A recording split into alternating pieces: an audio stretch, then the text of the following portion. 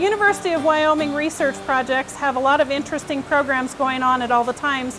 Right now we have an interesting project here at the Greenhouse Research Facility in Laramie. Nate Story has one of those projects. Why don't you tell us a little bit about it? So I'm doing essentially integrated aquaculture and hydroponics. So we grow fish in tanks, and then we take the wastewater from fish production and we cycle it through hydroponic elements, and the plants clean the wastewater so we can send it back to the fish. But what it really does is it takes the liability of fish production, that's the waste produced, and it turns it into another product that we can sell. And actually a product that we're finding is worth a lot more than the fish is. Okay. And what kinds of crops are you growing in the vertical gardens? So right now we're basically doing a little economics study. We're looking at a bunch of different greens and herbs and how well they sell in a small town like Laramie. So part of the deal with these towers is that they're modular. We can take them down and we can haul them to market whole, and people can pick their own greens and herbs at market. Wow, okay. Do you foresee that this is something that someone could have, say, at their home and have one tank with a few tilapia that maybe they were choosing to eat some of the fish and replenish the fish supply? It can work both ways. There are a lot of people that are already using these in their homes. Okay. Or in their own personal systems. You know, we're talking anything from like a 30 or 50 gallon aquarium up to, you know, hundreds or thousands of gallons of aquacultural effluent that they're dealing with. So, yeah, it can be done on a really small scale, and it can be done on a scale where you're actually consuming some of the fish from your system. Okay. So you feed the fish so that you get the nutrients that you need for the plants. That's right. Okay. And we manage how we feed the fish to maximize the nutrients, or to get what we want. Okay. Sometimes we're producing too much, sometimes we're producing too little. Uh-huh. The goal is to find the perfect kind of, the perfect ground where we're producing just the right amount for plant production, but not so much that we end up with nutrient accumulation in our water. Right, okay. One of the other aspects that tends to be kind of interesting, we don't see a lot of verticality in most gardening in Wyoming. So part of the reason we do vertical is because we're in a northern climate, we have lots of sun, sometimes too much sun. But what we also have is a really low sun angle in the winter. So in the winter, the sun will come up and it'll just kind of skirt along the horizon and then go back down. And what that means is that angle of light hitting a horizontal crop is really, you know, it really minimizes the amount of light reception those crops get. So by flipping our plane vertical, we have almost direct light from that low sun. I'm really looking forward to trying some of these herbs myself. For the University of Wyoming Extension, this has been Donna Quinn from The Ground Up.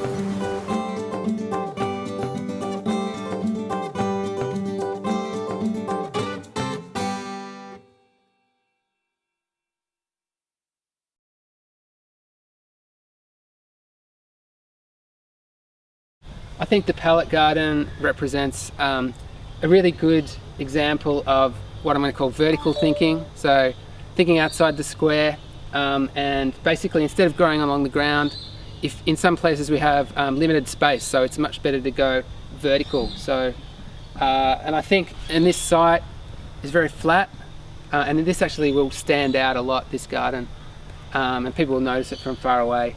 And these plants will fill that space. It'll look less like a pallet and more like a wall of plants.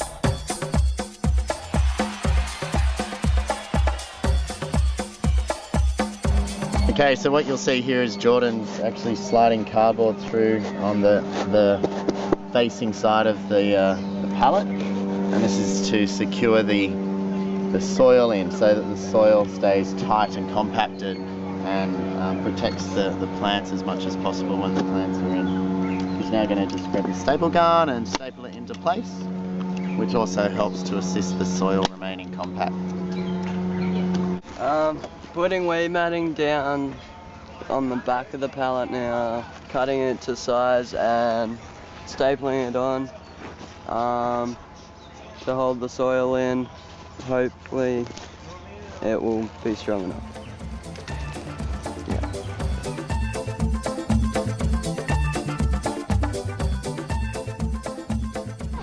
So we just decided to stand this one up, peg it into the ground with the cardboard already attached, and what this young man's doing right now, by the name of Jay, is trying to get soil. He's filling it with soil.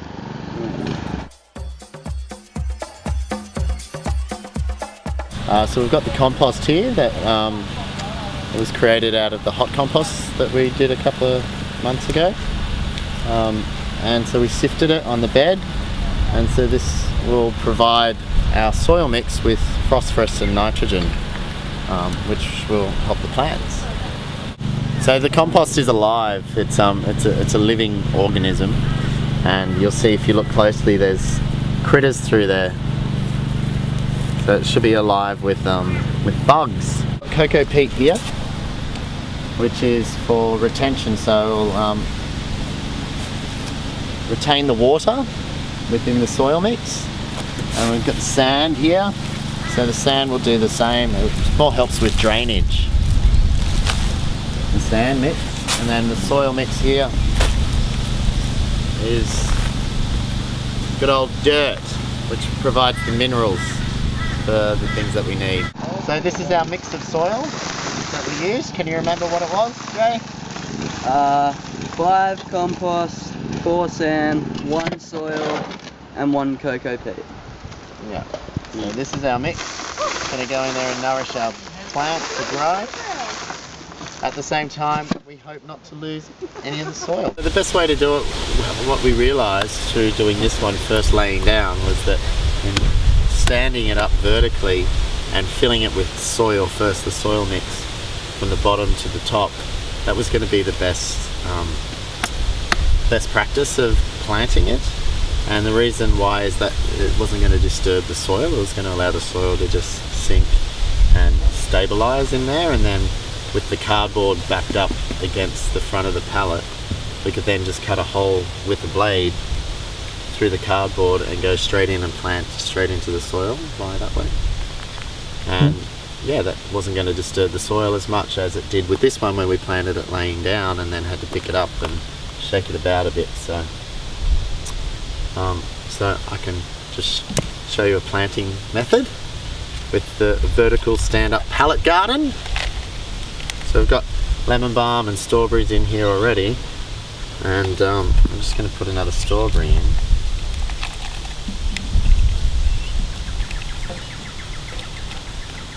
So we're limited with space when it comes to actually planting in these holes here. So there's a bit of fiddling around in regard to pulling back some of the soil life around the seedling, the roots.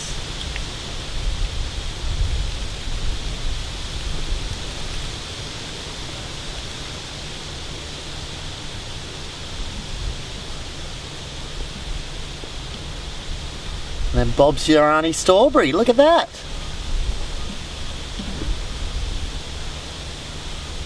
And then when it comes to choosing another spot, we just grab a blade, just cut across in there,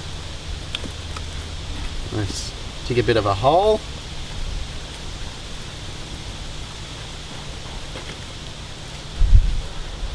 We're ready to put something else in there, and just to allow for roots, you might want to offset them wherever you choose to plant them, so that the roots can spread out and there's a bit of space for them to grow. To care for the pallet garden, we want to water them in kind of daily until they're established, and then maybe once a month give them some liquid fertilizer like worm juice or sea salt, and just make sure they're hydrated enough from day to day. And we're just going to, with this oregano, try and, as it grows, train it down this side just so that it's covering the black plastic on that side to make it more aesthetic. And same with these guys, they might need to be trained a little bit, but other than that, it's all good.